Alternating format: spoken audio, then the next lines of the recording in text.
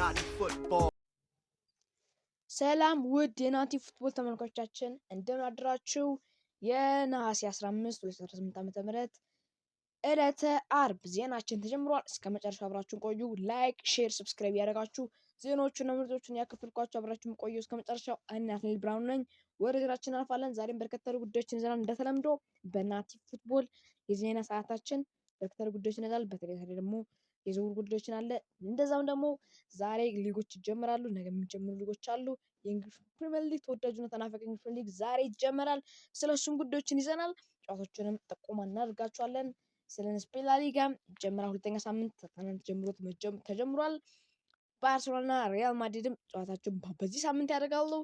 ጣሊያን ሴሪያም ነገ ይጀምራል። እነማን ጨዋታቸው ያደርጋሉ የሚለውን አብረን መከታተል። ሻምፒዮኑ ኢንተር ሚላንም ነገ ጨዋታውን ያደርጋል ማለት ነው። እና የፈረንሳይ ሊግም ይጀምራል። ጀርመን ቡንደስሊጋ ግን ቀጣይ ሳምንት እንደሚጀምርም ነው የተገለጸው። ስለሆነ እነዚህ እናነሳላቸዋለን። በዙር ጉዳዮችም ስለ አርሰናል፣ ስለ ማንቸስተር ዩናይትድ፣ ስለ ሊቨርፑል፣ ስለ ማንቸስተር ሲቲ፣ ስለ ቶተንሃም በተለይ የመሳሰሉ ጉዳዮችን ስለ ባርሴሎና በርከት ያሉ ጉዳዮችን ይዘን መተናል።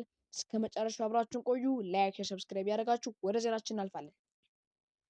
ወደ ቡድን ዜናዎች ከማግባታችን በፊት ግን ዛሬ የሚጀምረው እንግሊዝ ፕሪሚየር ሊግ እናውራና ጨዋታዎችን ጠቁማችሁና ወደ ጉዳያችን እናልፋለን። ዛሬ እንግሊዝ ፕሪሚየር ሊግ ይጀምራል እንዳልኳችሁ ዛሬ ማታ 4 ሰዓት ላይ አርሰናል ከኮቨንትሪ ሲቲ በኤሚሬትስ ስታዲየም ላይ ጨዋታቸውን ያደርጋሉ።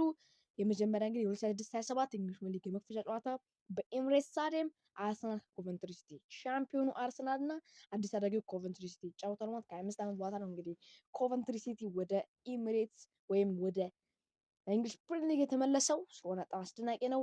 የዚህ ጨዋታ እንግዲህ የማልደኛ ቶማስ ባርመል ናቸው።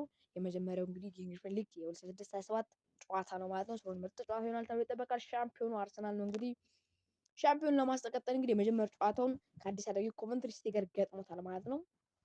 ስለሆነ እንግዲህ ማታ 4 ሰዓት የሚያደርገው ጨዋታ ይጠበቃል። ከአዲስ አደጊ ጋር አድርጎ ተሸንፎ አያውቅም አርሰናል በመክፈጫ ጨዋታ አርሰናል በእንግሊዝ ፕሪሚየር ሊግ። ስለሆነ በጣም ጥሩ ነው።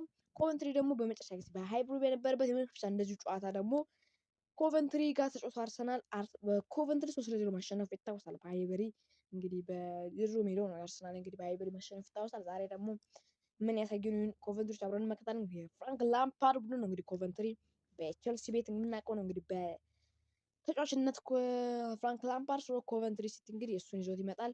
95 ነጥብን በሻምፒዮንሺፕ አሳክቶ ነበር ወደዚህ የመጣው። በጣም ድንቅ እንቅስቃሴ በሻምፒዮንሺፕ አሳክቶ ነበር የመጣው ኮቨንትሪ። በጣም ድንቅ እንቅስቃሴ በእንግሊዝ ፕሪሚየር ሊግ ያሳያል ተብሎ ይጠበቃል። አሁን ካደጉት ከሲቲም ሆነ ከኢፕስዊች የበለጠ የተሻለ ቡድን ነው ብለን መናገር እንችላለን። ኮቨንትሪ ዛሬ ከሻምፒዮኑ አርሰናል ጋር ይጫወታል። ስለሆነ እንግሊዝ ፕሪሚየር ሊግ የሚጀምረው በኤሚሬትስ ስታዲየም አርሰናል ከኮቨንትሪ ሲቲ ጋር ይጫወታል ማለት ነው። እሺ ሌሎች ጨዋታዎችን እንጠቁማቸው። ነገ የሚደረጉ ጨዋታዎችን ነገ ቅዳሜ እንግዲህ በርከት ያሉ ጨዋታዎች ይደረጋሉ።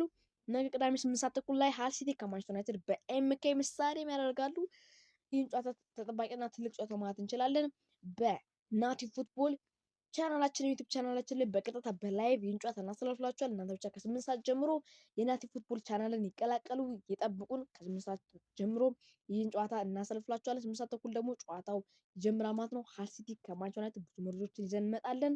እናም ደግሞ ላይቭ ቀጥታ ስርጭት ጨዋታውን እናስተላልፍላችኋለን። ሃል ሲቲ ከማንቸስተር ዩናይትድ ማለት ነው። ብቻ እናንተ ተገኙ ላይቭ ላይ ሎቻችሁም ሼር አድርጉ። ትልቅ ጨዋታ ነው ማለት እንችላለን። ሃል ሲቲ እንግዲህ አዲስ አደጊው ክለብ ነው። ሃል ሲቲ እንግዲህ ዌምብሊ እንግዲህ የፕሌኦፍ ጨዋታ አድርጎ ነበር። ሚድልስብሮን አሸንፎ ነበር ወደዚህ ፕሪሚየር ሊግ የመጣው 1-0 በማክ በርኒ ጎል። ስለሆነ ይህን ጨዋታ በጣም ተጠባቂ ያደርገዋል። ስለሆነ ሃል ሲቲ በሜዳው ነው ደግሞ ይህን ጨዋታ የሚያደርገው በኤምኬ ስታዲየም።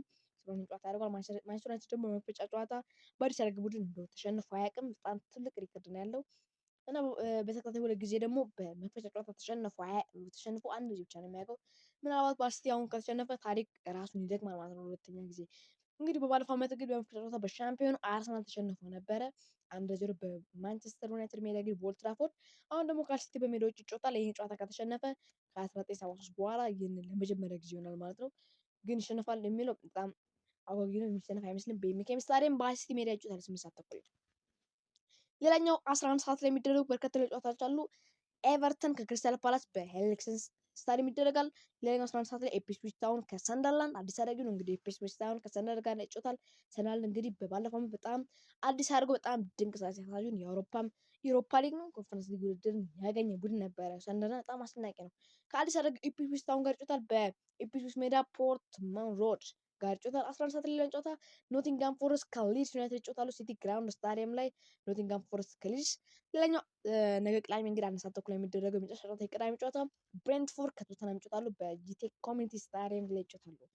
እሑድ ደግሞ ጨዋታዎች እንግሊዝ ፕሪሚየር ሊጎች አሁንም ይቀጥላሉ። እሑድ ላይ 10 ሰዓት ላይ ሁለት ጨዋታዎች ይደረጋሉ። 10 ሰዓት ላይ እንግዲህ ማንቸስተር ሲቲ ከበርንማውዝ በኢታድ ስታዲየም ማንቸስተር ሲቲ እንግዲህ በአዲስ አሰልጣኝ ይጫወታሉ። ሁለቱም ቡድኖች እንግዲህ በአዲስ አሰልጣኝ ናቸው። በበርንማውዝም ሆነ የማንቸስተር አሰልጣኝ በአዲስ አሰልጣኝ የመጀመሪያ ጨዋታዎችን ያደርጋሉ ማለት ነው። ሌላኛው አስተሳሰብ ጨዋታ ብራይተን ከአስቶን ቪላ በአሜሪካ ኤክስፕረስ ስታዲየም መሰለኝ ጨዋታ ግን እኔ በጣም የምጠብቀው ጨዋታ ነው ብዬ ነው የማስበው። በጣም ብዙ ጎሎች የሚቆጠርበት ጨዋታ ነው። ብራይተን ከአስቶን ቪላ በተለይ በባለፈው ዓመት አልሆነም እንጂ ከባለፈው ዓመት በፊት እንግዲህ በ3 ዓመት 2 ዓመት በፊት በጣም 6 ጎሎች 5 ጎሎች የሚቆጠሩበት ጨዋታ ነበር እና ይህን ጨዋታ እጠብቃለሁ። በተለይ አስቶን ቪላ ምናምን ኒውካስል እንደዛው ብራይተን አስቶን ቪላ በጣም ድንቅ ናቸው እና ብራይተን ከአስቶን ቪላ 10 ሰዓት ላይ አሜሪካን ኤክስፕረስ ስታዲየም ላይ እሑድ 10 ሰዓት ይጫወታሉ። እሑድ 12 ሰዓት ተኩል የሚጠበቁ እንግዲህ ትልቅ ጨዋታ ማለት እንችላለን። የሳምንቱ ታላቅ ጨዋታ ማለት የምንችለው 12 ሰዓት ተኩል ላይ ኒውካስል ዩናይትድ ከሊቨርፑል በሴንት ጄምስ ፓርክ ላይ ይጫወታሉ ማለት ነው። ኒውካስል ዩናይትድ ከሊቨርፑል እንግዲህ ሊቨርፑል ካቻምና እንግዲህ ሻምፒዮን ሆኖ ነበር፣ ግን በባለፈው ዓመት በጣም ተቸግሮን ተመልክተናል። አርሰናል ሻምፒዮን በሆነበት ዓመት ከኒውካስል ጋር ኒውካስልን ተቸግሮ ማለት ይችላል እንግዲህ ባለ አሰልጣኝ ነው። ኒውካስልም ሊቨርፑልም ሁለቱም ባለ አሰልጣኝ ናቸው። ይጠበቃል 13 ሰዓት ተኩል ላይ ይጫወታሉ። የመጨረሻ እንግዲህ ጨዋታ በሰኞ ዕለት ነው የሚደረገው። ሰኞ ምሽት 4 ሰዓት ላይ ፉልሃም ከቼልሲ በክራቨን ኮቴጅ ያደርጋሉ ማለት ነው። ስለሆነ የሚጠናቀቀው ሰኞ በ4 ሰዓት ላይ በክራቨን ኮቴጅ ፉልሃም ከቼልሲ የመጀመሪያ ሳምንት ጨዋታዎች ይጠናቀቃሉ ማለት ነው። እንግዲህ እንዳልኳችሁ ዛሬ ማታ 14 ሰዓት ላይ አርሰናል ከኮቨንትሪ ሲቲ 2026/27 የእንግሊዝ ፕሪሚየር ሊግ ተናፋቂውና ተወዳጁ ጨዋታ ይጀመራል። በኤምሬትስ ስታዲየም በቶማስ ብራመል መሪነት ዳኛ ማለት ነው። ስለሆነ የሚጠናቀቀው ደግሞ ማታ 4 ሰዓት ላይ ፉልሃም ከቼልሲ በክራቨን ኮቴጅ የመጀመሪያ ሳምንት ጨዋታዎች ይጠናቀቃሉ ማለት ነው። ትልቅ ጨዋታዎች ናቸው ማለት ነው። ዛሬ 1 ሰዓት ላይ በትንታኔ እንመለሳለን ማለት ነው። እንግሊዝ ፕሪሚየር ሊግ ሰፋ አድርገን እንመለከታለን ከታሪኩ እስከ ዛሬ ጨዋታዎች። የኔንም እንግዲህ ዛሬ ማን ዋንጫውን ያነሳል የሚለውን ግምት አስቀምጣለሁ። እናንተ ብቻ ጠብቁ ማታ 1 ሰዓት ላይ እና የእነዚህ የመጀመሪያ ሳምንት የእንግሊዝ ፕሪሚየር ሊግ ጨዋታዎችን አንዳንድ ጨዋታ የተመረጡ ጨዋታዎችን ደግሞ እገምታለሁ ማን ያሸንፋል ብዬ። ብቻ እናንተ 1 ሰዓት ላይ ጠብቁ ማለት ዝግጅታችንም እንደዚሁ ደግሞ ነገ የሚያደርገውን የሪያል ሲቲ ከማንቸስተር ዩናይትድ ጨዋታ 8 ሰዓት ተኩል ላይ የሚተላለፍ ጨዋታ ከ8 ሰዓት ጀምሮ በናቲ ፉትቦል ቻናል ላይ ጠብቁን። ዝግጅታችንን ጨርሰናል። ሁሉንም ላይቭ ለማስተላለፍ እናንተን ብቻ የምጠብቁ ዝግጅታችንን አጠናቀን ጨርሰናል ማለት ነው። ስፔን ላሊጋ መንገድ ሁለተኛ ሳምንት ጨዋታ ተጀምሯል። ምሽት 4 ሰዓት ላይ እንግዲህ ዛሬም አለ ጨዋታ ሪያል ቤቲስ ከሪያል ሶሲዳድ እንግዲህ ሁለተኛ ሳምንት ጨዋታቸውን ያደርጋሉ። ነገ ደግሞ የመጀመሪያ ጨዋታዎች የሚያደርጉት እንግዲህ ጨዋታ አለ። ሪያል ማድሪድ ነገ 4 ሰዓት ተኩል ላይ ስፓኞል ከሪያል ማድሪድ ይጫወታል። እንግዲህ ሪያል ማድሪድ የመጀመሪያ ጨዋታውን ያደርጋል ማለት ነው በስፔን ላሊጋ። እሑድ ደግሞ ኤልቼ ከባርሴሎና ምሽት 4 ሰዓት ተኩል ላይ ያደርጋሉ ማለት ነው የመጀመሪያ ጨዋታቸውን። በፈረንሳይ ሊግ 3 ሰዓት ከ45 ላይ ዛሬ ኦሎምፒክ ማርሴይ ከስትራስቡርግ ያደርጋሉ። ሌላኛው በጣሊያን ሴሪያ የመጀመሪያ ጨዋታዎች ግን ነገ ነው። ነገ ኢንተር ሚላን እንግዲህ ሻምፒዮን ኢንተር ሚላን ከሞንዛ 1 ሰዓት ተኩል ላይ የሚያደርጉት ጨዋታ ተጠባቂ ነው። ሌላኛው ደግሞ ጀርመን ቡንደስሊጋ ስናነሳ እሱ አርብ ነው የሚጀመረው። ገና ቀጣይ ሳምንት የዛሬ ሳምንት ነው የሚጀመረው። ሌላኛው ሳውዲ ፕሮ ሊግ ዛሬ የሚደረጋል 1 ሰዓት ላይ አልሪያድ የክርስቲያኖ ሮናልዶ ክለብ አልናስር ጋር ይጫወታል። እንግዲህ ክርስቲያኖ ሮናልዶ ምናልባት በአሁኑ ዓመት የሚሰቅልበት ዓመት ይኖራል ተብሎ እየተጠበቀ ነው። እንግዲህ አልናስር ደግሞ ዛሬ ጨዋታውን ያደርጋል ይሰልፋል ተብሎ ይጠበቃል። በባለፈው ጨዋታ እንግዲህ አልተሰለፍ ነበረ። አሁን ግን ልምምዱም ሲሰራ ታይቷል። ስለሆነ የሚሰለፍ አጋጣሚ አለ ተብሎ ይጠበቃል። በአዲስ የፀጉር ስታይልም መጥቷል ክርስቲያኖ ሮናልዶ። እሺ አሁን ደግሞ ወደ ክለብ ጉዳዮቻችን እናልፋለን። በተለይ ደግሞ ወደ ዝውውር ጉዳያችን እናልፋለን። ዝውውር ጉዳያችንን ጀምሮ ከአርሰናል ጉዳይ ይሆናል። እሺ የአርሰናል ጉዳያችን ቀዳሚ ስናደርግ እንግዲህ ሚኬል አርቴታ ስለሰጠው አስተያየት አንዳንድ ነገሮችን እናልፋለን። በተለይ ስለ ሽያጮች ሚኬል አርቴታ እንግዲህ ስለ ኮቨንትሪ ጨዋታ ሲያነሳ እንግዲህ ላይ ስለ ሽያጮች እንዴት ስለ ዝውውር ተጠይቆ ነበረ። ስለ ማይክል ስኬሊን ጥያቄ ተጠይቆ ነበር። ማይክል ስኬሊ ይቆያል ብሏል አርሰናል። ሚኬል አርቴታ በአርሰናል ማይክል ስኬሊ ይቆያል 100% እርግጠኛ ነኝ። ማይክል ስኬሊ በአርሰናል እንደሚቆይ እርግጠኛ ነኝ በሆነ ዓመት ብሏል ሚኬል አርቴታ። ስለሆነ ማይክል ስኬሊ እንግዲህ በማንቸስተር ዩናይትድ የሚፈልግ ተጫዋች ነው። በግራ ተከላካይ ለማጥራት ማለት ነው። ማይክል ስኬሊን ይፈልጉታል። ስለሆነ ግን እንደማይለቅ 100% ላረጋግጥላችሁ እወዳለሁ። እርግጠኛ ነኝ ብሏል። ሌላኛው ሚኬል አርቴታ ግን የሰጠው አስተያየት እንግዲህ አንደኛው ሚካኤል አርቴታ ስለ አርሰናል ሽያጭ እቅድ ነው እንግዲህ በጣም ከባድ ጊዜ ነው። ያንን እውነታ መጋፈጥ አለብን ሲል ተናግሯል ሚካኤል አርቴታ። ስለ አርሰናል ሽያጭ እቅድ እንግዲህ ሁሉም ነገር መጀመሪያና መጨረሻ እንዳለው ሁላችንም እናውቃለን። አስቸጋሪ ውሳኔዎችን ማድረግም አለብን ሲል ተናግሯል። ስለሆነ አንዳንድ ሰዎች ላይም ውሳኔ መወሰን እንዳለባቸው ማለት የሚገልጽልን ስለሆነ ውሳኔዎችን መወሰን አለብን ሲል ተናግሯል። አስቸጋሪ ውሳኔዎችን ስለሆነ ጋር ማርቲኔሊ አሁን የሚፈልጉት እነ ጋብሪኤል ጄሱስ የሚፈልጉ ኤታን ንዋኔሪ ስለሆነ አንድ ዜናም አለ በአርሰናል ሽያጭ ውስጥ እንግዲህ ጋብሪኤል ማርቲኔሊ የተመለከተ ጉዳይ አለን። ጋብሪኤል ማርቲኔሊ እንግዲህ የቱርኩ ጋላታሳራይ ክለብ ይፈልገው ነበር። አሁን ደግሞ ሌላ ፈላጊ ክለብ ብቅ ብሏል ማለት ነው። የኳታርም ክለብ ይፈልጉት ነበር። አሁን ደግሞ የሳውዲ ክለብ ፈላጊ ሆኖ ብቅ ብሏል። ጋብሪኤል ማርቲኔሊ እንግዲህ እንደ ፔሮ ኔቶ ሁሉ ሌላ ዊንገር ተከትሎ በሶስተኛ ተጫዋች ሆኖ እንግዲህ እጩ ሆኖ በአልሂላል ተፈልጓል ማለት ነው። ቤንዜማ ክለብ ነው እንግዲህ አልሂላል ማለት ነው። የሳውዲ እንግዲህ በጣም ትልቅ ከበርቴ ክለብ ነው ማለት ትችላለን። አልሂላል እና ማርቲኔሊ እንግዲህ የአውሮፓ ክለብን ነው እንግዲህ መቀላቀል የሚፈልገው ቀጣይ መድረሻውን የሚያደርግ በተለይ የአውሮፓ 5 ታላላቅ ሊጎች መድረሻውን ማድረግ የሚፈልገው ነገር ግን አልሂላል እንግዲህ እቅዱ እንግዲህ ቅድሚያ የሚሰጥ ከሆነ በጣም ትልቅ ገንዘብን ለማርቲኔሊ ማቅረብ እንደሚችል ተገልጿል። ስለሆነ ጋብሪኤል ማርቲኔሊ ይህንን እንግዲህ አልሂላል ይህንን ተጫዋች ፈላጊ ሆኖ ብቅ ሆኗል ማለት ነው። ስለሆነ አልሂላል ማርቲኔሊ የሚወስድበት አጋጣሚ አለ ተብሎ ይጠበቃል። ፔሮ ኔቶም እንግዲህ የዚህ ተጫዋች ፈላጊ ነው። ፔሮ ኔቶም ይፈልጋል። አሁን ሌላ ተጫዋችም እንግዲህ አማራጭ አድርጎ ወስዷል ተብሎ ግን አልተጠቀሰም ስሙ ማን እንደሆነ። እሺ አርሰናል እንግዲህ እንዳልኳችሁ ዛሬ ከኮቨንትሪ ጋር መክፈጫውን በኢቢኤስ ስታዲየም ያደርጋል 4 ሰዓት ላይ ያለው። ሌላኛው ጉዳያችን የሚሆነው የማንቸስተር ዩናይትድ ጉዳያችን እናነሳለን። የማንቸስተር ዩናይትድ ጉዳይ ስናነሳ እንግዲህ ማንቸስተር ዩናይትድ ነገ ነው ምሽት ተኩል ላይ ከአርሲቲ ጋር የሚያደርገው እናንተም ጠብቁ። ከስፋት ጀምሮ በላይቭ ስርጭት እንገናኝ ማለት ነው። ላይቭ እንገናኝ። የማንቸስተር ዩናይትድ ጉዳይ ስናነሳ የባሊባን ጉዳይ እናነሳለን። ማንቸስተር ዩናይትድ ግን ከባሊ ጋር ስምምነት በኋላ ባሊባን እንግዲህ ስምምነት ለማጠናቀቅ በጣም ከጫፍ ደርሷል። ስለሆነ ከባሊባ ስምምነት በኋላ እንግዲህ አዲስ የግራ ተከላካይ መፈለግ ቀጥሏል ብሏል። እንግዲህ ይቀጥላል። ቀጣዩ ደግሞ ቅድመ የሚሰጠው ጉዳይ ነው ብሏል። ከባሊባ ጉዳይ ጋር የግራ ተከላካይ ጋር እንግዲህ ባለፉት ቀናት እንግዲህ ከአሌሃንድሮ ባልዴ ጋር መልቀቅ ይቻላል ወይስ አይቻልም የሚለው ጥያቄ ተጠይቋል ብለዋል። እንግዲህ አሌሃንድሮ ባልዴን እንግዲህ ፍላጎት አድርጓል። እንግዲህ ከማይልስ ስኬሊ ካለመሳካት በኋላ ከሬስ አለም እንደዛው በኋላ እንግዲህ ሳሊናስ እና ሮቢንሰን ናቸው የሚነሱበት። በተለይ ደግሞ ሳሊናስ አሁን ደግሞ የባርሴሎናን ተጫዋች ባልዴንም ፍላጎት አድርጓል ተብሏል። እና ባልዴ ሁኔታዎችን ለመረዳት ሞክሯል፣ ጠይቋል ማለት ይቻላል። ለባልዴ የስልክ ጥሪዎችም ቀርበዋል ተብሏል። ማንቸስተር ዩናይትድ ለባልዴ ግን ነገር ግን ባልዴ በባርሴሎና ደስተኛ ነኝ ብሏል። ደስተኛ መሆኑን ገልጿል። ስለሆነ ባልዴ ላለ የሚለው እንመለከታለን። ግራ ተከላካይ ግን አሁን የባልዴ በሚጠናቀቅ ከሆነ ወደ የግራ ተከላካይ በጣም አጥብቆ በዚህ የሚጠናቀቅ 10 12 ቀናቶች 11 ቀናቶች ውስጥ ማለት ነው።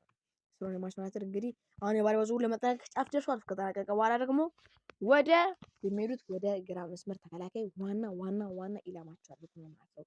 የማንቸስተር ዩናይትድ ጉዳያችን ይህን ይመስላል ማለት ነው። እሺ ምናሰው ማንቸስተር ዩናይትድ ጉዳይ ማንቸስተር ዩናይትድ ነው በእንግሊዝ ፕሪሚየር ሊግ ነገ ሁለት ነው የሚያደርገው። ሁለት እንግዲህ 10 ሰዓት ላይ ከበርነማውዝ ጋር በሜዳው በኢታድ ስታዲየም ያደርጋል ማለት ነው። እሺ ማንቸስተር ዩናይትድ ጉዳይ ስናነሳ እንግዲህ ማንቸስተር ዩናይትድ አሁን እንግዲህ ሳቪኖ የሚሄድበት አጋጣሚ ይኖራል ተብሎ ይጠበቃል። ሳቪኖ ሊለቅ ነው። እሱ በቶተንሃም ጉዳይ እናነሳለን። ማንቸስተር ሲቲ የሳቪኖ ምትክ ለማድረግ ነው የ2 ዓመቱን የክንፍ ተጫዋች አለንን ለማግኘት ከፓልመርስ ጋር ግንኙነት አድርጓል ተብሏል። አለን እንግዲህ ለማስፈረም ጥረት ያደርጉ ነው ተብሏል። በዋጋው ላይ እንግዲህ የመጀመሪያው ቤቶች ተደርጓል ተብሏል። ማንቸስተር ሲቲ ተጫዋቹን ለማዘዋወር ፍላጎት ስላለው ለድርድር ቦታ እንዳለው ይሰማዋል ተብሏል። ስለሆነ አሁን ሳቪኖ የሚመጣበት አጋጣሚ አለ። ቶተንሃም ጉዳይ ስናነሳ በደንብ እናነሳዋለን። ስለሆነ ማንቸስተር ሲቲ የሳቪኖ ምትክ እንግዲህ የ2 ዓመቱን ተጫዋች እንግዲህ በጣም ድንቅ ተጫዋች ማለት ነው። ፓልሜራስ እንግዲህ የስቴባው ምትክ ነው ማለት ነው። ተጫዋች እንግዲህ አለን ነው በጣም ድንቅ ተጫዋች ነበረ። የፓልሜራስ ግንኙነት አድርገዋል ተብሏል። የሚያስፈልግ አጋጣሚም ይኖራል ተብሎ ይጠበቃል። ምክንያቱም በጣም ፍላጎት አላቸው።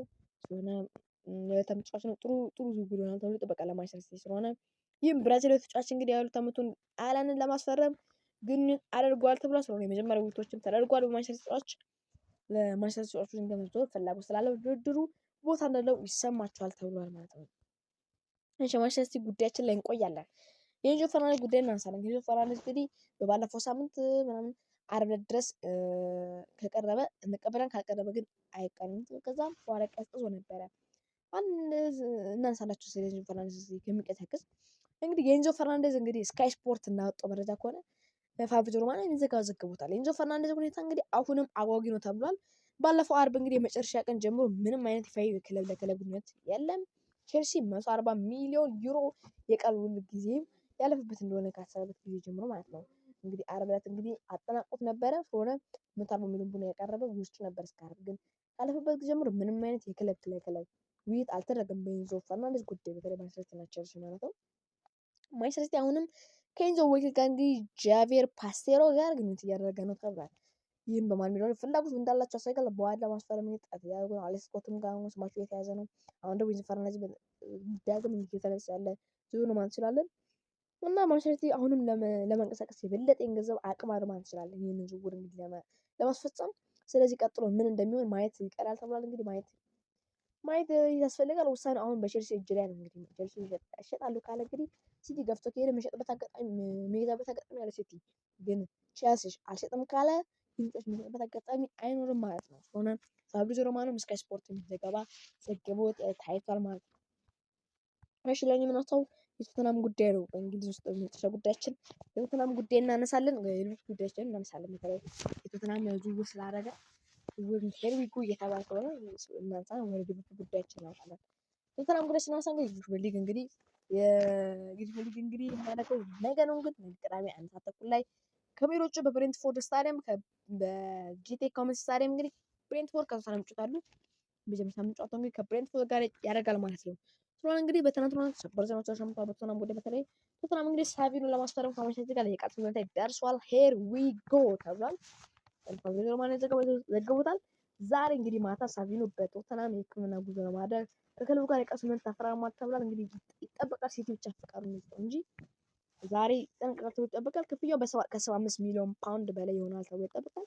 ከዝርዝር መረጃዎች እንግዲህ ዛሬ ይሰማሉ ተብሎ ይጠበቃል። ስለሆነ ለኦማር ሞት የተለያዩ ምርቶችን ይቀጥላሉ ተብሎ ስለሆነ ቶተናም ሳቪኖ ማስፈረሙን በቃ ተረጋግጧል። የቃል ስምምነት ላይ ደርሷል። ሄር ዊ ጎ ተብሏል ማለት ነው። ስለሆነ ዛሬ ከኖምሮን ያደርጋል ተብሎ ይጠበቃል። ብቻ የሚሰሲ ሂድ ተብሎ ፍቃድ እንዲሰጠው ብቻ የሚጠበቀው ሳቪኖ እንግዲህ እዛ ማንቸስተር ሲቲ ለመጫወቻ ደቂቃ 9 ብሎ በጣም ሲያምጽ ነበር። በጣም ቶተናም ሜዳ ይፈልጋል ነበር። አሁን ተሳክቶለታል ተብሎ ይጠበቃል። እና እሷም ጉዳያችን ቶተናም እንግዲህ ዛሬ ማታ እንግዲህ ሳቪኖ ስምምነት ከተስማማ በኋላ እንግዲህ ትናንት እንግዲህ ተስማማው የኦማር ማርሙሽ ስምምነት እንደሚያጠናቅቅ እርግጠኛ ነው ተብሏል። ሳቪኖን ካጠናቀቀ ማለት ሌላኛው እንደሚያጠናቅቅ እርግጠኛ ነው ተብሏል። ለግብፃዊው አጥቂ እንግዲህ በከፍተኛ ደረጃ ድርድር ይደረጋል ተብሏል። እስከ 80 በላይ ማለት ነው። በዚህ ሳምንት እንግዲህ መጀመሪያ ላይ ግሎች ተስማምተዋል። ቶተናም በእርግጠኝነት ሁለቱም ሰዎችን እንደሚያስፈርሙ እርግጠኛ ናቸው። እስከ ቀጣይ ሳምንት ግን ሁለቱም ዝውውር ተጠናቆ በተለይ ሳቪኖ ግን እስከ ሰኞ ባለው ዝውውር ይጠናቀቃል ተብሏል። በይፈርማል ኦማር ማርሙሽ ደግሞ እስከ ምን ባለው ይጠናቀቃል ተብሎ ይጠበቃል። እሺ የቶተናም ጉዳይ በዛጠቅና የመጨረሻው የእንግሊዝ ጉዳይ የሊቨርፑል እናንሳ። ሊቨርፑል እንግዲህ የብራይተኑን ተጫዋች እንግዲህ ያን ኮሜንት ላይ ፍላጎት እንዳለው ተገልጧል። የዝውውር ጥያቄ ማቀርበው በብራይተን እንግዲህ ውድቅ ተደርጎባቸዋል። አሁን እንግዲህ ሊቨርፑል ፍላጎት እንግዲህ እንደቀጠለው ሊቨርፑል እንግዲህ ተጫዋቾችን ማስፈረም የአጥቂ ስፍራ ማስፈረም በጣም ፍላጎት እንዳለው ባርኮላ የሚባል አሁን ደግሞ ሚንሴ በጣም ትልቅ ዝውውር ለማድረግ በጣም ትልቅ ጥያቄ ማቀርብ ግን እየተሳካለት አይደለም። ሊያን ኮሜንቲም እንግዲህ ፍላጎት እንዳለው ተገልጿል። ግን ውድቅ ተደርጎበታል ጥያቄው እና ሊያን እንግዲህ ሊቨርፑል እንግዲህ ጨዋታ አለው። ጨዋታ እንግዲህ እሑድ ነው። እንግዲህ ጨዋታ 12 ሰዓት ተኩል ላይ ከሜዳ ውጭ ከኒውካስል ጋር በሴንት ጄምስ ፓርክ ላይ ያደርጋል። ከኒውካስል ጋር ማለት ነው። የመጀመሪያ እንግሊዝ ፕሪሚየር ሊግ ጨዋታውን በአዲስ አሰልጣኝ በአንዶኒ ኢራኦላ ማለት ነው። እሺ የባርሴሎና ጉዳያችን ቀጣይ እናነሳለን። የባርሴሎና ጉዳያችን ስናነሳ ጆ ካንሴሎ ናቸው። በሌላ እርምጃዎች ተጠናቆሉን ጆ ካንሴሎ ትናንት እንግዲህ ባርሴሎና የ3 ዓመት ኮንትራትን ተፈራርሟል። በትናንትናው ዕለት ባርሴሎና የ3 ዓመት ኮንትራት ተፈርሟል ጆ ካንሴሎ። ስለሆነ ጆ ካንሴሎ የባርሴሎና ተጫዋች መሆኑ ተረጋግጧል። በይፋ ፈርሟል ማለት ነው። በእሑድ ዕለት እንግዲህ ባርሴሎና ጨዋታ ላይ ከኤልቼ ጋር 4 ሰዓት ተኩል በዛ ጨዋታ ይተዋወቃል ተብሎ ይጠበቃል። ደጋፊው ለኛው ባርሴሎና እንግዲህ ለማስፈረም የሚፈልጉ ተጫዋቾች እንግዲህ ባርሴሎና በጣም አጥቂ ላይ ማስፈረም ይፈልጋሉ። አልቫሬዝ በተለይ ደግሞ አሁን ደግሞ እየተሰበሰበ የሚገኘው ሉዊስ ሱዋሬዝ ይፈልጉታል እና አሁን ደግሞ ላውታሮ ማርቲኔዝ ነው የሚነሳው። ባርሴሎና እንግዲህ ላውታሮ ማርቲኔዝ ለማስፈረም ሙሉ ፍላጎት አላቸው ተብሏል። ኢንተር እንግዲህ ለድርድሩ ክፍት እንደሚሆን ይጠበቃል ተብሎ ይጠበቃል እና ከ100 ሚሊዮን ዩሮ በላይ በታች በሆነ ክፍያ ስምምነት ላይ ሊደርስ አይችልም ተብሏል። ነገር ግን ከ100 ሚሊዮን ዩሮ በላይ ይፈልጋሉ ተብሏል። ከተጫዋች አንበላቸው ላውታሮ ማርቲኔዝ ነው የሚሸጡት። አንዱ ተጫዋች ነው። ስለሆነ ባርሴሎና የተጫዋች ፈላጊ ሆኖ አሁንም ብሏል። ነገር ግን 100 ሚሊዮን ዩሮ ይችላል አይደለም የሚለው ሌላኛው ተጠባቂ ጉዳይ ነው።